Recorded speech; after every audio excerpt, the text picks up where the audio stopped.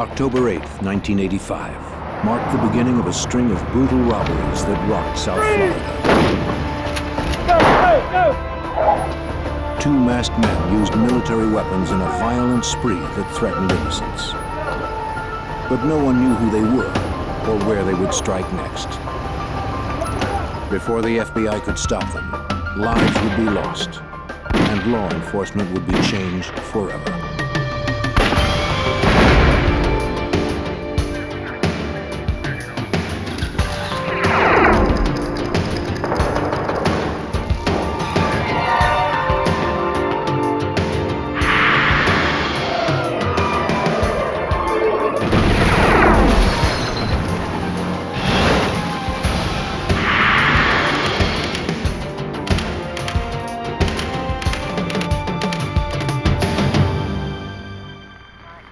In Miami, a gang of robbers targeted banks and armored cars. They carried assault weapons and weren't afraid to use them. They struck during the day and sometimes twice a day. For a while, they seemed unstoppable. I'm Jim Kallstrom, former head of the FBI's New York office. We knew that to stop these criminals would require stealth, ingenuity, and perhaps a little luck. No one expected to become one of the bloodiest chapters in FBI history. Miami, Florida, 1985. To FBI agents, it seemed a city under siege. Each week, there were 3 to 5 bank robberies.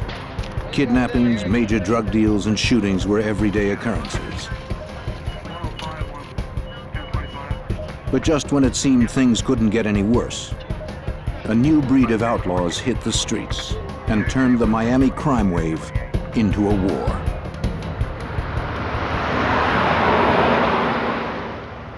On October 8th, an armored car courier made a scheduled pickup at a steak and ale restaurant. The driver waited for his partner to return, unaware that 2 heavily armed men were also waiting nearby.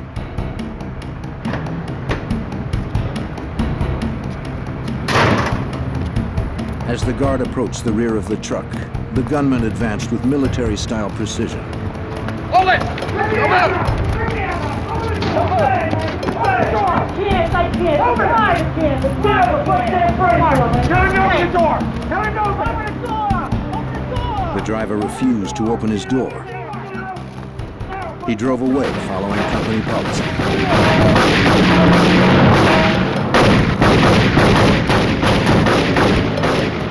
The subjects retreated to a getaway car and attempted to camouflage their escape with a military-issue smoke grenade. The Metro-Dade County Police and the FBI responded to the scene. Robberies of armored cars and banks fall under FBI jurisdiction.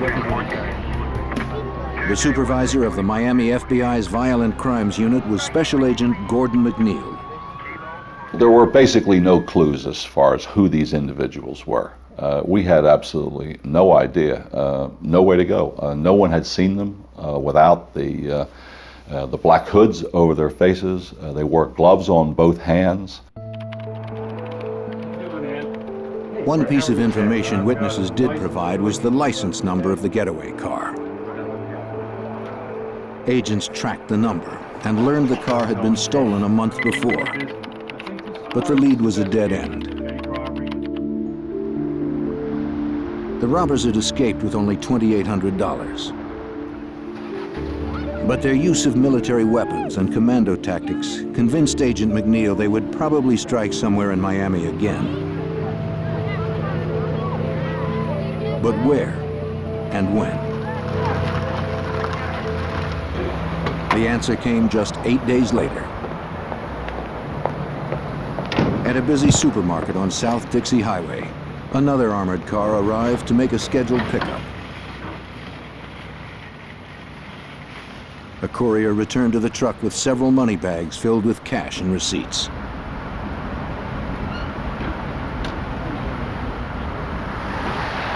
He never saw the car that came around the corner.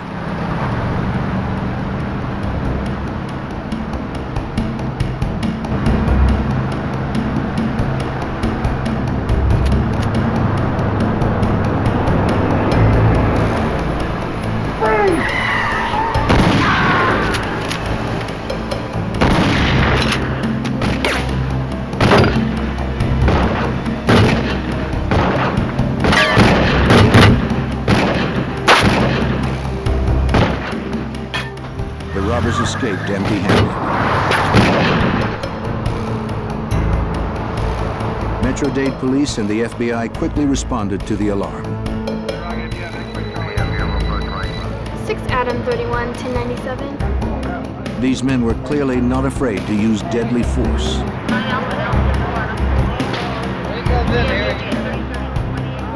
The courier would later die from his injury. While he was taken to the hospital, agents interviewed his partner. As he described the gunmen, it quickly became obvious they were probably the same men responsible for the previous robbery at the Steak and Ale restaurant. There was no money taken in that particular robbery, but there were a number of shots fired. So the ante was still going up here as far as I was concerned because of the continued use of violence by these two individuals. Ballistics evidence would further confirm the connection between the two robberies. Investigators found double-aught buckshot from a 12-gauge shotgun, 45 caliber bullet casings, and 223 shell casings. The 223s seemed most significant. And the identification division of the firearms unit of the FBI laboratory compared those two shell casings and said they were fired from the same weapon. So we definitely had a link now between the Winn-Dixie attempt and the Steak and Ale robbery. Two violent robberies were linked to the same masked gunman, but there were no leads to their identities. Because they had not scored any cash at the Winn-Dixie robbery and so little at the Steak and Ale, investigators were certain they would soon strike again. 2 weeks later, on Friday, November 8th, a third robbery occurred. This time a bank job at the Florida National Bank. As a teller and a guard walked from the main building to the drive-thru, two masked gunmen emerged from a car.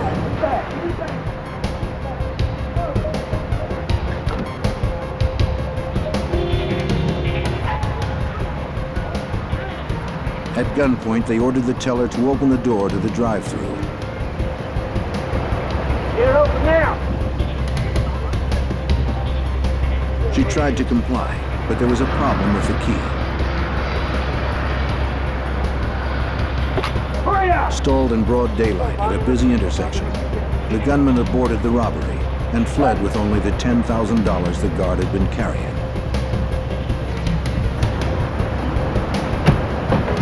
Within minutes, local authorities and the FBI Violent Crimes Unit responded to the scene of the crime. Just a few blocks away from the two previous robberies. This pattern was starting to develop that all these crimes were happening in this same general area along U.S. Highway number 1. FBI interviews with the bank employees confirmed that the robbers were the same pair who'd hit the armored cars. Maybe they figured a drive-through bank would be less heavily fortified than armored cars, easier sources of cash. There was no higher priority in this case. We had to find these guys, and we had to get them off the street before they killed more innocent people. But just an hour and a half later, they hit the Professional Savings Bank only 18 blocks away.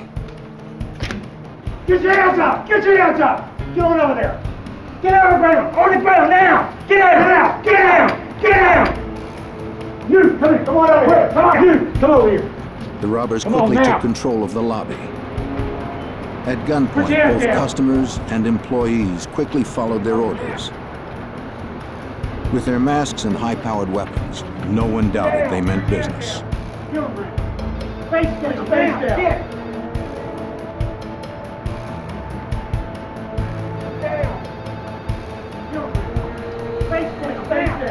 This time, they scored big.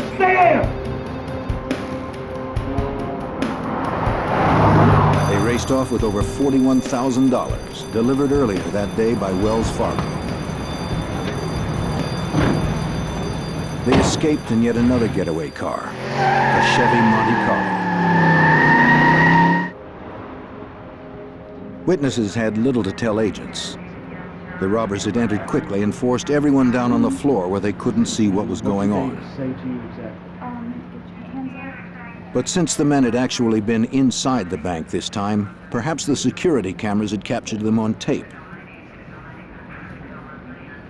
Agents were soon disappointed to learn that the cameras had somehow malfunctioned and nothing had been recorded.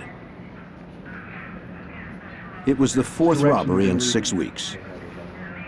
The heavily armed robbers were looting banks and armored cars in broad daylight. The witnesses in these cases indicated that they felt that these people looked like true professionals. The way they walked, the way they talked, the way they carried the weapons.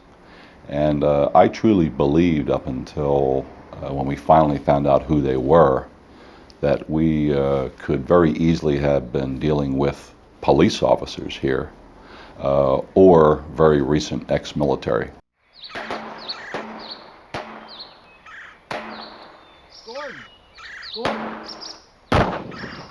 With such violent criminals on the loose, agents honed their own skills on the firing range. They worked the case relentlessly, exchanging whatever slim leads they had. But nothing panned out. 2 months went by without another robbery, and still there were no leads.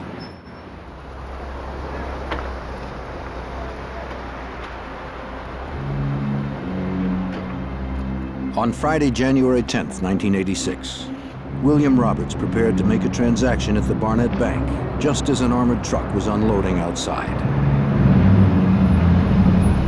He looked up from his checkbook and watched as 2 masked robbers shot the guard in the back.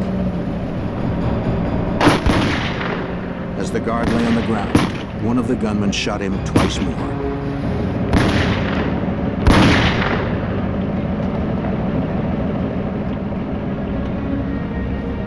This was the robbers' 5th heist in just 3 months, and another big hit. They fled with $54,000.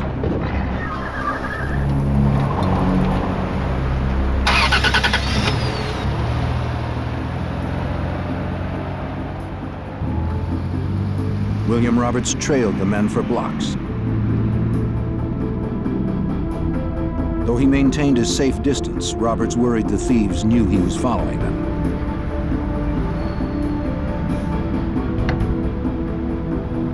Still, he stayed on their tail and noted their license tag and car model.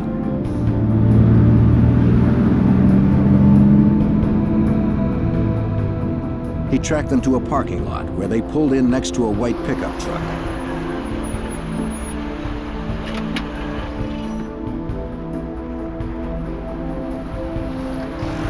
Roberts parked across the street and continued to watch them. He noted the make and model of the pickup truck, but could not see the tag number. After driving off, Roberts would flag down an officer and tell him the story.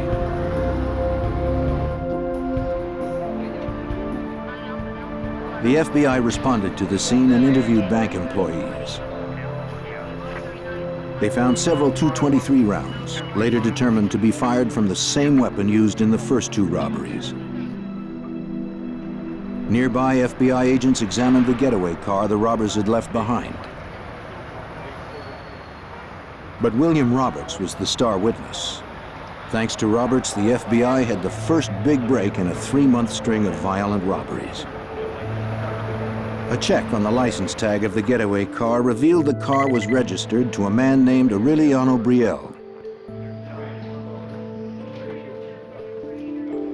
Agents prepared to pay him a visit. Since the car had never been reported stolen, they suspected Bracciale was involved in the crimes. They dressed for safety.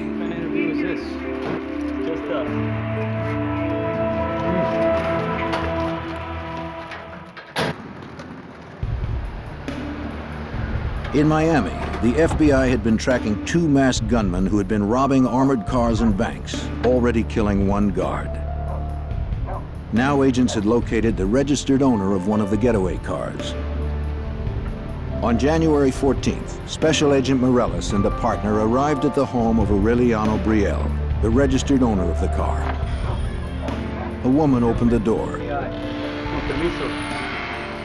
Special Agent Morellis now works undercover and wears a hood to protect his identity. She asked me if I was there about her son, and I said yes, I was, as a matter of fact. She said, well, my son Emilio has been missing. Mrs. Brielle's husband came to the door and they invited the agents to come into the house.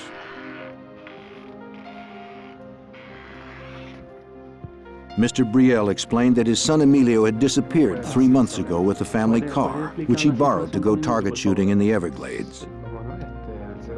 The Brielles had filed a missing persons report, but heard nothing. They had hoped the agents brought news of their son. But both the Brielles and the agents would be disappointed. The FBI knew nothing of the young man's whereabouts. And as the interview progressed, Agent Morellis grew certain the Brielles knew nothing of the robberies. The conclusion at the end of the day was that the Brielle family was not involved. They were victims.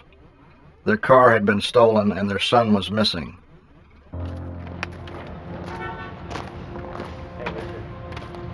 The Metro-Dade Police Department processed the Brielle's car with FBI agents observing.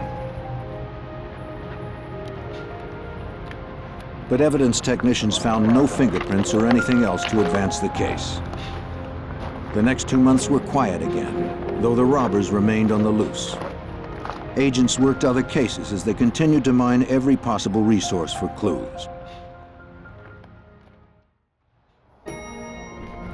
Then on March 14th, Special Agent Ben Grogan told a skeptical Agent Morellis about a newspaper article he believed was related to the case. Show up in the next heist. I guarantee it. That car right The there. article reported the attempted murder of a man named Jose Collazo 2 days earlier. Show up. Watch. 2 men had shot Collazo multiple times. Then they had stolen his gun and his car, a black 1982 Chevy Monte Carlo. Guarantee I'm right.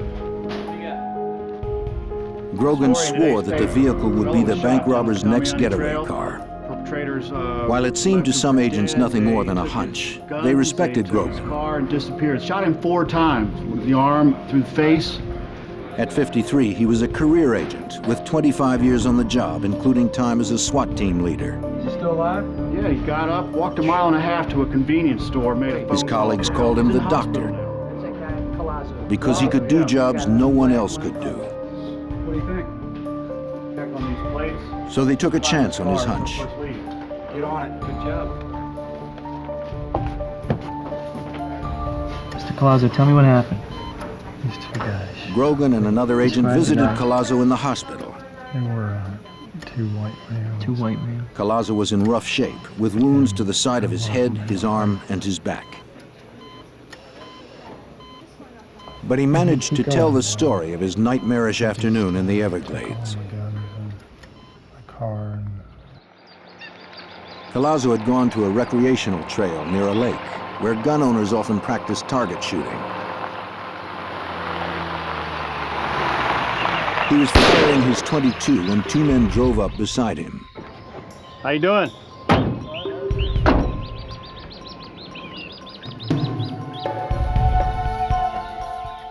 The driver pulled a gun on Collazo, Hold up, shut up. who somehow had the presence of mind to identify it as a steel blue Magnum revolver. Shut up. He pegged the other man's rifle as a Ruger Mini 14. Shut up, shut up. Give him the gun. Give him the gun. When the assailants demanded Collazo's guns, Now car, give him and your wallet, billfold. he complied. Now back on up. Back up.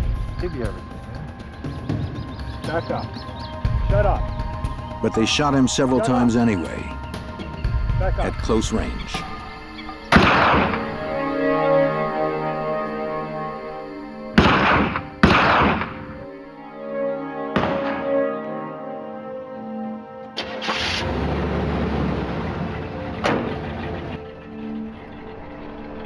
Then they left, taking Collazo's Monte Carlo and their own F-150 pickup truck.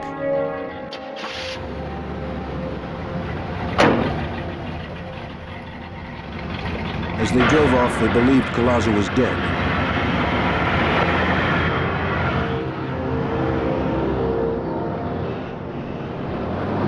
He was just waiting until the shooters were gone. Then he would rally what little strength he had to survive.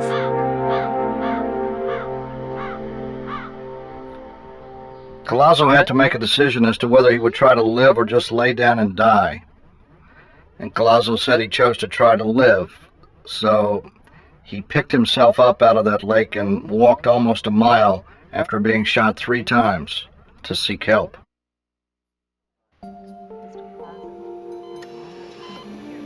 Finding Collazo was the best break in the case so far. He provided the single clue no witness until now could offer: a description of the suspects' faces. They had not worn masks when they assaulted him. Using Collazo's description, a Dade County police artist drew composite sketches of his assailants. The drawings would be made into posters with information about the suspects and their crimes, plus the warning that both men were heavily armed and extremely dangerous.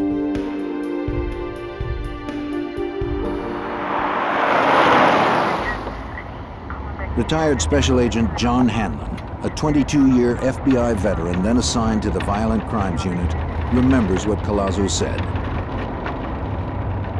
Collazo was able to give a description of the guys.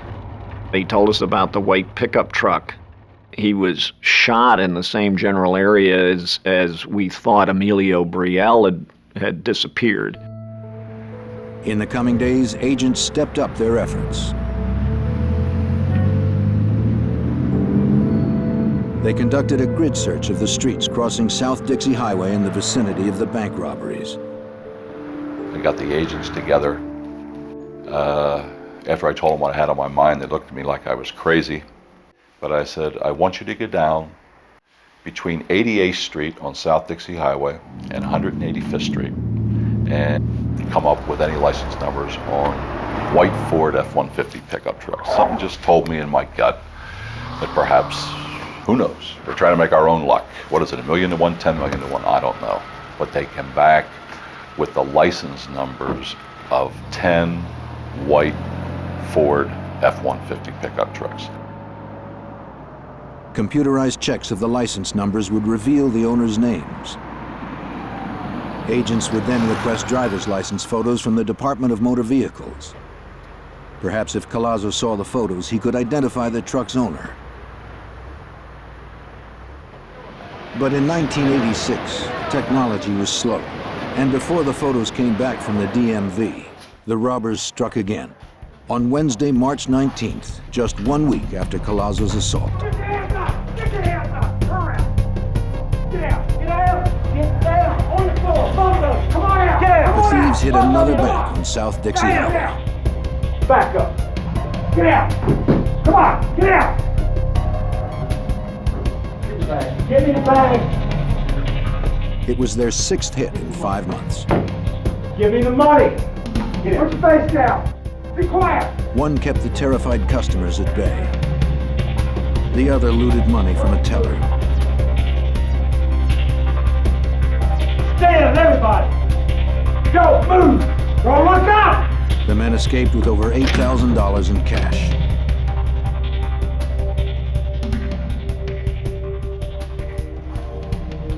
As customers and employees recovered from the assault, an off-duty customs official who had seen the robbers flee called police. He'd noted the make of the getaway car, a black Chevy Monte Carlo, and the tag number, NTJ-891. Just as Agent Grogan had predicted, it was Jose Collazo's car.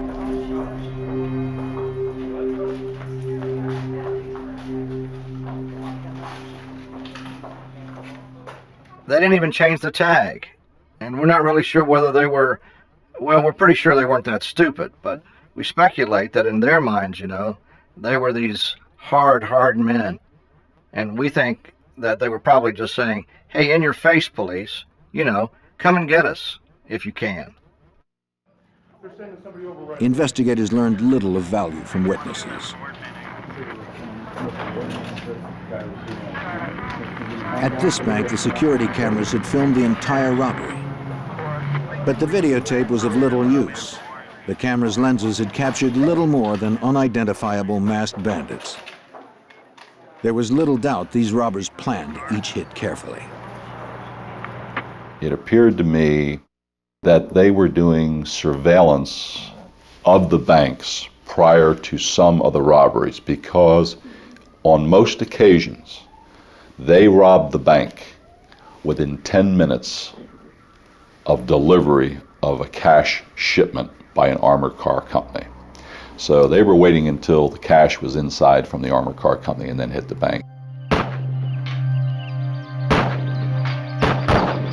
On April 10th, Gordon McNeil and Ben Grogan discussed the case at firearms practice, sifting for any clues they may have overlooked. It had been about 3 weeks since the last robbery. There were no clues to the thieves' identities, but McNeil detected a pattern.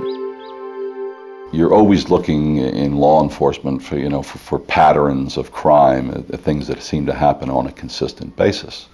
And the only thing that we had gone in these cases was this significant pattern that developed, always on Friday between 9 and 12, hitting the same banks multiple times, always in the same 40 square block area, always along South Dixie Highway.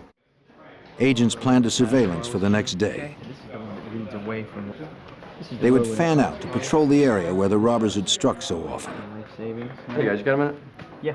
Unit Supervisor Gordon McNeil personally led the operation. Everybody will leave from that location. So we just couldn't wait for them to rob another bank.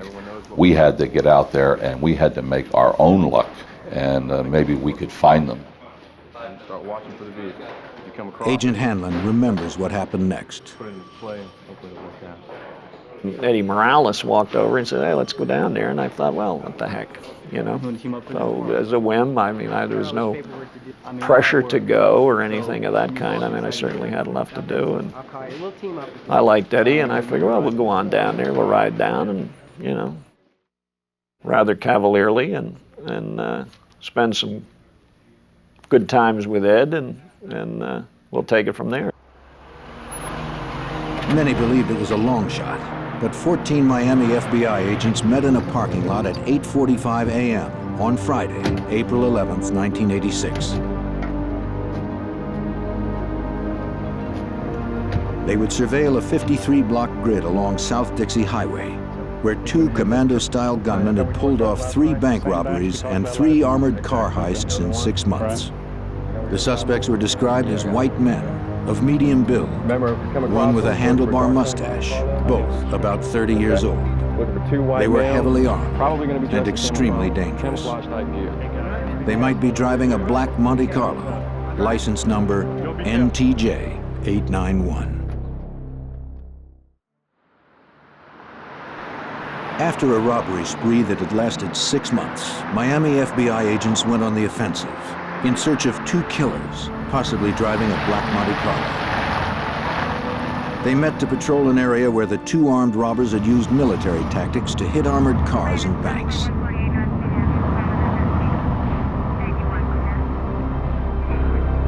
All would be stationed along the major thoroughfare of South Dixie Highway.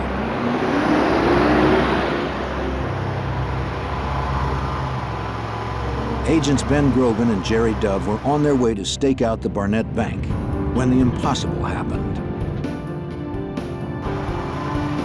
A car that fit the description of the suspect's vehicle pulled directly in front of them. In disbelief, Agent Grogan advised all units of what he saw. Attention all units, we're behind. Gordon McNeil remembers the call. Grogan was not an emotional person. Nothing could get Grogan excited. And I still remember his voice. He said, "We're behind a black Chevrolet Monte Carlo, Dade, Florida tag, NTJ 891. He said, "That's the tag, isn't it, Gordo?" I mean, he was just incredulous. Agents Morales and Hanlon were stationed at the Professional Savings Bank when they heard Grogan's call. They began to search for their colleagues. Hanlon was driving, with Morellis working the radio. Hanlon tried to get a gauge on Grogan and Dove's location. And I remember saying to Eddie, call Ben, tell him to start calling the cross streets so we'll know how close we're getting. Before Eddie had a chance to go on the air, Ben starts calling off the cross streets, and we're hitting those cross streets, one after another, so we were real close to them. After proceeding south for several blocks, Hanlon and Morellis closed in behind them. The robbers soon suspected they were being followed. Whether they knew their pursuers were FBI or not, the suspects wanted to lose them. They took a right turn on 117th Street into a residential neighborhood, quiet at this time of day.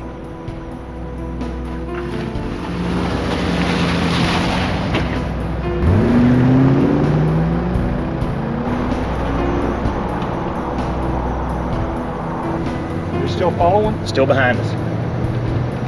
They're coming.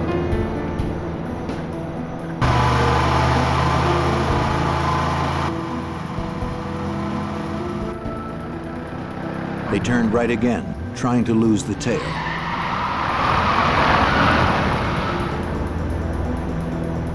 But the agents hung on, playing for time, as Agent Morellis recalls. We were just trying to wait for as many FBI units to get to the location as possible. And we were also basically responding to what the subjects did. They weren't in any hurry. When they turned onto 120th Street, they actually slowed down.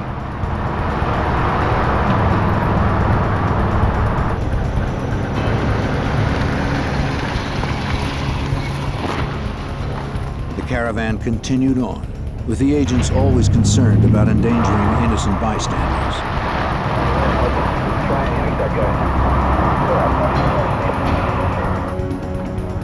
Then the suspects made a left onto 82nd.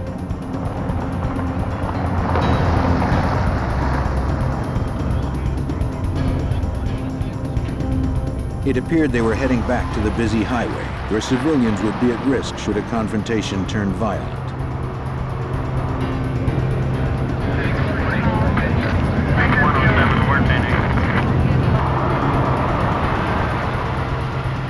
When Grogan saw the silhouette of a long-barreled rifle through the rear window of the subject's vehicle, he knew it was time to act. Shut any car stop, let's do it. It was clear the suspects were preparing to do battle. Grogan put the light on his car and ordered a felony stop.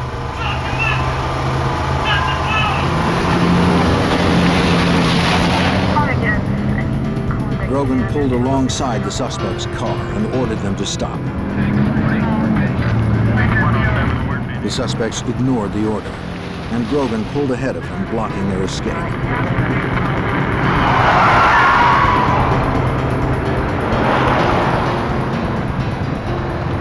Hanlon and Morellis moved up, launching them in.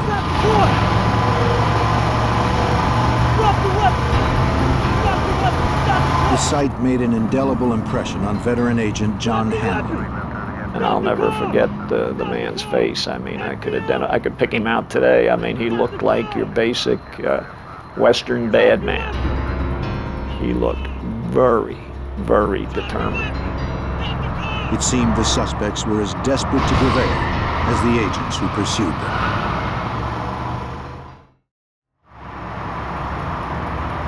Two heavily armed fugitives had ignored FBI orders to stop their vehicle. Special agents now tried to force them to comply.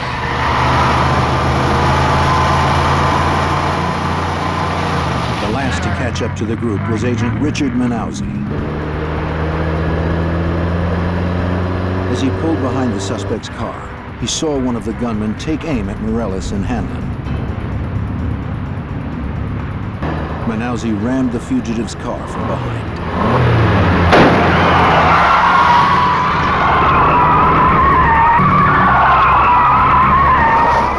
They swung into a U-turn, and then Manauzi was able to hit him again and knocked him over into this parking area up against some cars over there.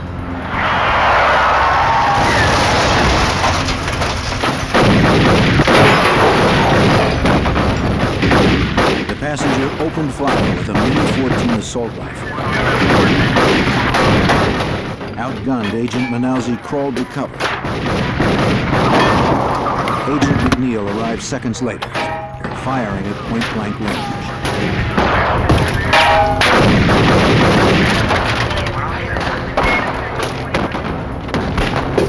They were surrounded by FBI. Their vehicle could not move, but they had superior firepower.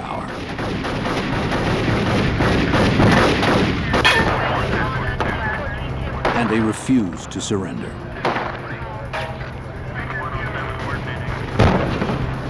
The driver fired a shotgun blast at Grogan.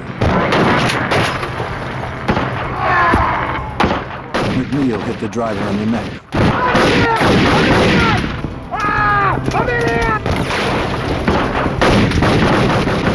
But the semi-automatic kept pumping out the rounds until one finally caught McNeil in the hand. Morellis and Hanlon advanced to cover him. Hanlon's .38 held 5 rounds. The Mini-14 had 30 rounds in each clip. And one of them shot down Agent Morellis.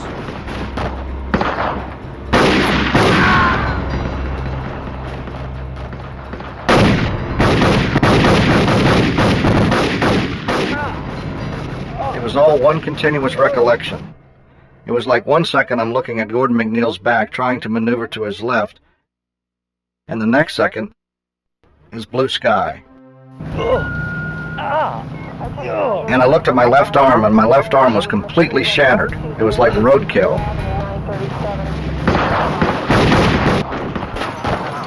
His partner was down, but the shooter kept on firing.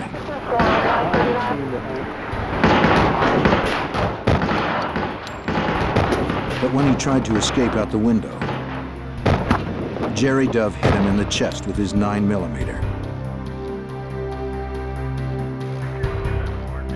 But to Dove's horror, the man shot McNeil in the neck.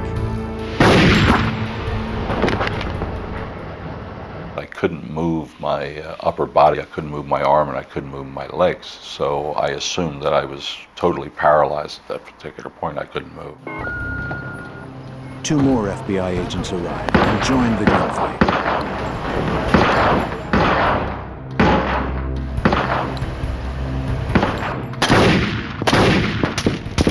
By now, the shooter had been hit 4 times, but he continued to advance and fire.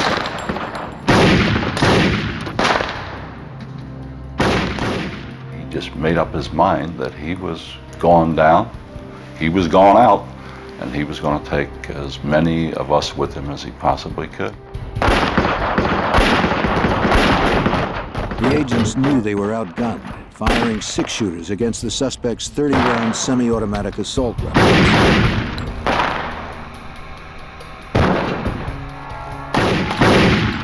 Dove and Grogan were forced to retreat behind their car to reload.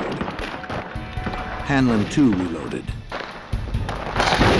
But the shooter kept on coming.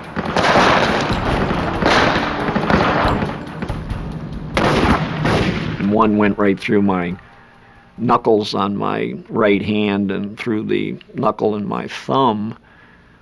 A bunch of lead and whatever went into the back of my arm, and I remember my gun flying. I said, "Ben, I've been hit." As Hanlon tried to retreat under the bumper, the gunman shot him in the groin. The blood geysered from my groin to my knee. I mean, the blood just came out like a balloon breaking. Grogan was hit. And then Dove. Before they could reload their weapons. I remember Ben saying, "Oh my God," and he fell at my feet. And at some point along in here, I heard the breath go out of him. He went, "Ah." The subject made his way to Agent Dove's car. With his left arm nearly blown off, Agent Morellis managed to pull himself out.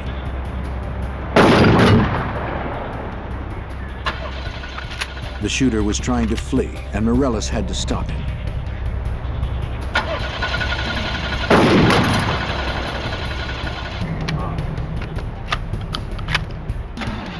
Mortally wounded, the second suspect somehow dragged himself out of his car and joined his partner. If the car started, Morales knew they could only go in reverse, back over the fallen agents.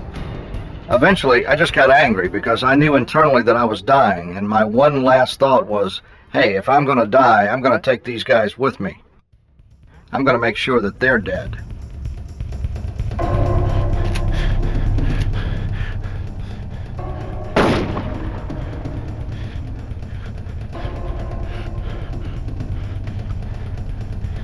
With his shotgun empty, Morales changed to his revolver and staggered forward, firing at the subjects.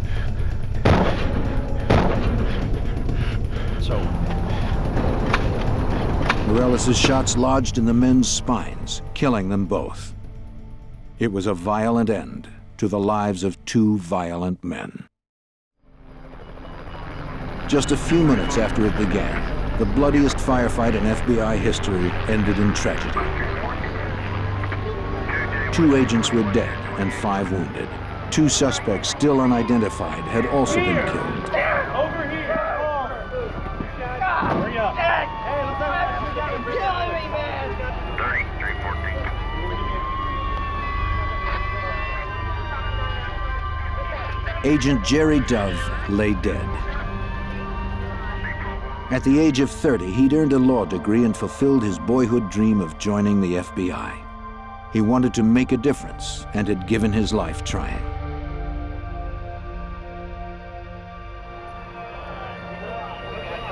His partner, Ben Grogan, had also perished in the firefight. He had been just 1 year away from retirement when his wife could finally have stopped worrying about her husband's dangerous career.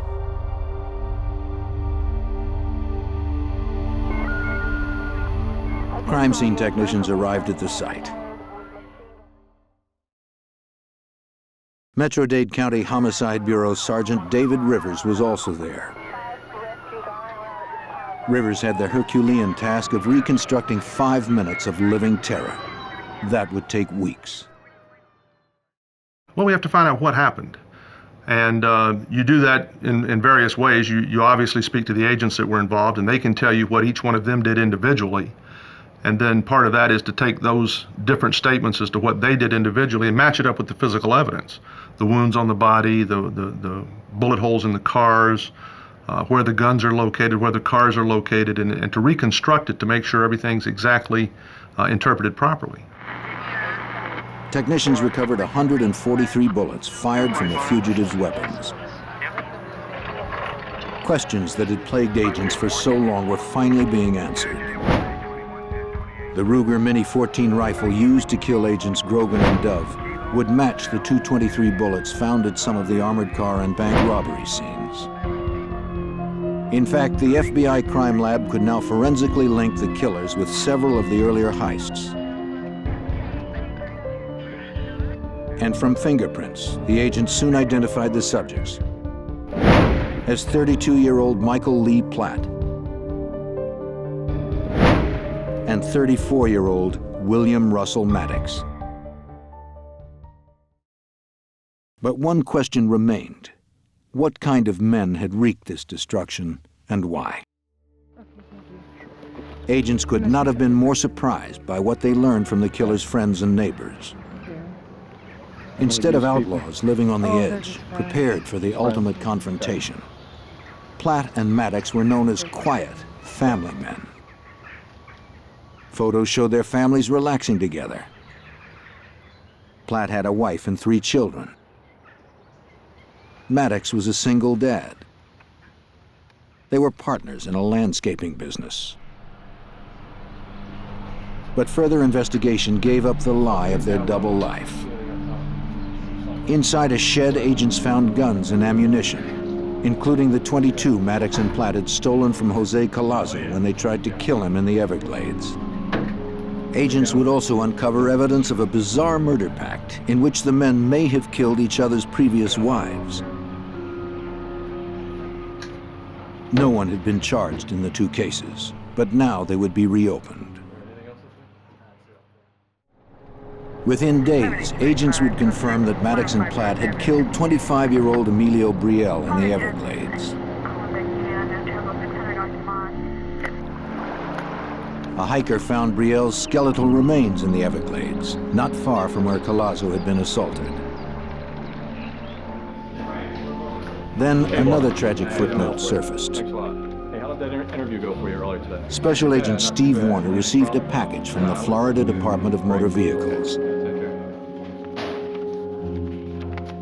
In it was a copy of William Russell Maddox's driver's license. He was the owner of one of the white Ford F-150 pickup trucks agents had located a few weeks before. But there had been a delay in sending the licenses.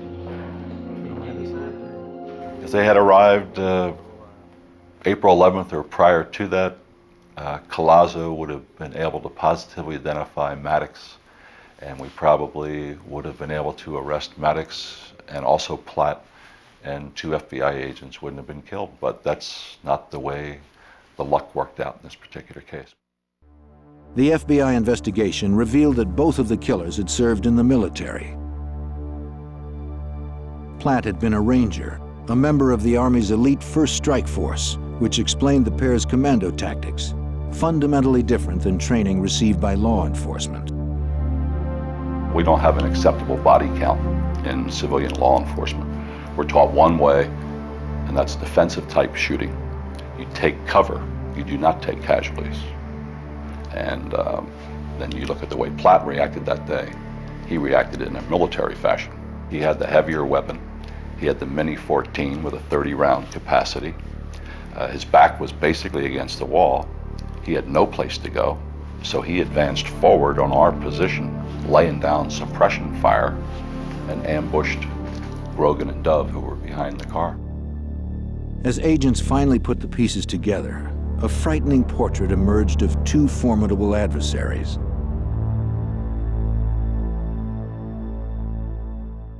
At the end of the shooting, Platt had 11 hits, Maddox had 6 hits. Platt was literally shot to pieces, and he kept fighting and fighting and fighting and fighting until he ran out of breath.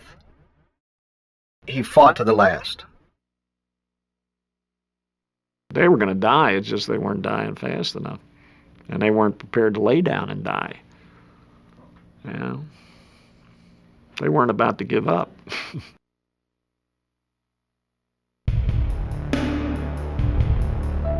Out of this tragedy came some positive changes that have improved the safety of all in the law enforcement community. Agents and officers now carry more powerful weapons, and their training better prepares them for violent confrontations like the one on April 11th, 1986.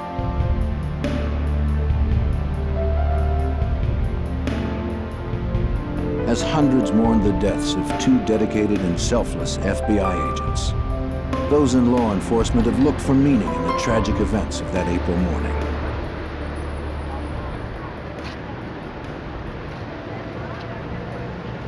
Over the years, Gordon McNeil has found some resolution. The story's not Platt and Maddox. It's not important who they were. It's important to recall the courage that was shown by the agents that day, and the FBI. They did their job.